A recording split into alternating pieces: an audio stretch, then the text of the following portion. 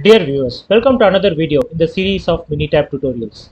In one of my previous videos, I have explained about interval plot, which is a graphical representation to represent the confidence interval for a sample average. So in that video, I have explained how to plot a interval plot for one variable. So for example, if I have a single variable here as temperature, how can I plot the interval plot for that one variable?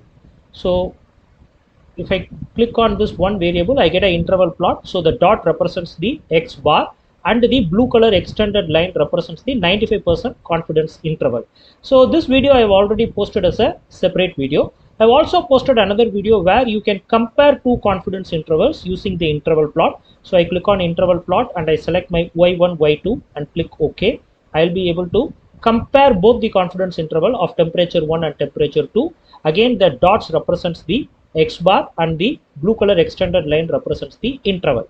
In today's video, we will understand how can we plot this interval plot for a Y variable with multiple categorical subgroup variables. Similarly, two Y variables with multiple categorical subgroup variables. Let's get into the video.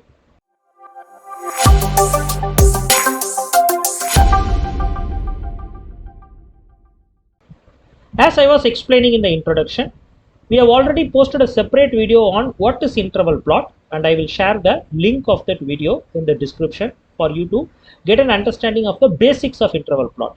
However, in this video, we will understand how can we draw this interval plot with subgroup variables. So what do we mean by subgroup variable? For example, here I have the temperature data of a particular process, and this temperature data is collected with the subgroup variables, the categorical subgroup variables. And what are these categorical subgroup variables? The temperature, stage 1, stage 2. So before and after a change is being made, right? So before and after a change is being made, how it has reflected in the temperature. And this before and after change is made in two missions. So the second level subgroup data is mission 1, mission 2. And how this mission 1, mission 2 change is operating in shift 1, shift 2. That is my third level subgroup data. And my fourth level subgroup data is how is this temperature data changing with respect to stage, with respect to mission, with respect to shift, and with respect to operator. So I have operator A, operator B. So now what I'm going to do is I'm going to click on graph. And once I click on graph, I'm going to click on interval plot. And I will be selecting interval plot for one variable, which is temperature in column C1, with possible 4 subgroup categorical variables. So this is the option with the subgroups. We can go up to 4 subgroups. Now I click OK. So when I click OK, in the graph variable, I need to select the continuous variable for which we are planning to draw this particular graph. And here the continuous variable is temperature data. And in categorical variable, first I can select the stage. And once I click OK, I'll be able to get a simple graph with stage as the first level subgroup. And you can compare the two interval plots with the 95% confidence interval plotted for stage 1 and stage 2 data. Now if I want to add one more subgroup categorical variable, stage followed by that mission. So what will happen? Now you will be able to see stage 1, how mission 1 is performing and how mission 2 is performing. Stage 2, how mission 1 is performing, mission 2 is performing. So I'm able to make a comparison for two level of subgroups for temperature being my continuous variable.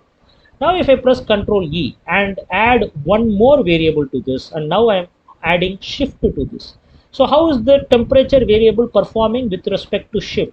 So now what you will be able to see is my first level subgroup variable is stage, the second level subgroup variable is mission, the third level subgroup variable is shift.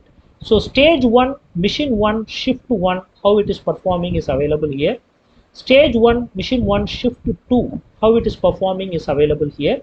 Similarly, for each of these subgroup categories, I can see the interval plot being plotted here. Now, I can press Ctrl E and go for my fourth variable. And if you read here, this graph can be plotted up to 4 subgroup variables. And now my fourth subgroup variable will be operator. So I select operator and then I click OK. And when I click OK, I'll be able to go up to 4 subgroup variables: stage, mission, shift, and operator. And my graph variable will be temperature. So this is how I can draw an interval plot with the subgroups for one variable. So I have another set of data where I already have two continuous variables, temperature 1, temperature 2. Now this temperature 1 and temperature 2 are my two continuous variables, and in this case I can use three subgroup variables, not four, but I can use three subgroup variables. I click on graph, I click on interval plot. Now I will choose y1, y2 with the subgroups. So already I showed y1, y2 is comparison of only two continuous variables. Now y1, y2 with the subgroups. So here in graph variable I am going to select temperature 1 and temperature 2. In categorical variable I am going to select machine 1 as my first variable. And now if I click OK, you will find the same data for temperature 1, temperature 2 data. I have machine 1 and machine 2 subgroups being plotted. Now I can add, as we have seen in the previous scenario, I can add a shift and then I can plot a graph. So you can see the shift graph is being plotted here. Shift being the second level subgroup. Now again I can press Ctrl E and then I can take operator as my third level subgroup. So temperature data with machine being my first level subgroup, shift being my second level subgroup, and operator being my third level subgroup. So in both these cases we are able to draw the same interval plot with the subgroups. So this interval plot with subgroups will help us to study the confidence interval changes for a particular continuous variable with respect to different subgroups. So friends, I am also planning to upload how you can draw an interval plot in Microsoft Excel. So what we have seen now is how to plot this interval plot using Minitab. So I am planning to upload a separate video on how to plot interval plot using Microsoft Excel.